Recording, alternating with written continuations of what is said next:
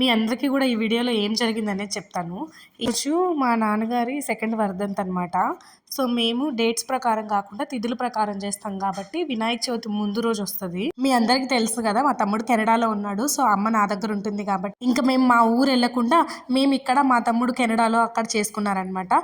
So అమ్మ ఈ year ఏమనుకుంది అంటే ఫుడ్ డొనేట్ చేయాలి ఒక 50 మందికి అనుకుంది. అండ్ మా తమ్ముడు అక్కడ కెనడాలో పూజారిని మాట్లాడుకొని అక్కడ చేయాల్సిన కార్యక్రమాలన్నీ కొడుకుగా తను నిర్వర్తించాడు. అమ్మ తన తృప్తి కోసం అమ్మ ఈ కార్యక్రమాన్ని చేసింది. అయితే కూతురుగా నేను అమ్మకు కావాల్సినవన్నీ తెచ్చేయడము, ఆమె అనుకున్న కార్యక్రమాన్ని నెరవేర్చడంలో హెల్ప్ చేశాను అనమాట. అయితే ఈ వీడియో ఏంటనేది మీకు అర్థమైంది కదా, చూసేసేయండి. వెళ్ళే దారిలో ఇంకొక మున్సిపాలిటీ బండి కనిపిస్తే అక్క నేను లోపల పెడతాను అంటే, లేదమ్మా నువ్వు మంచి పని చేస్తున్నావు కదా, నీ చేతుల మీద నేను తీసుకుంటానులే అని చెప్పి పాపం ఆవిడ చెత్తలో పని చేస్తున్నా కూడా తీసుకొని లోపల పెట్టమ్మా అని చెప్పింది. ఫుల్ వీడియోని టైటిల్ కింద యాడ్ చేశాను, లింక్ మీద క్లిక్ చేస్తే మీరు ఫుల్ వీడియో చూడొచ్చు. Thank you for watching. Please subscribe.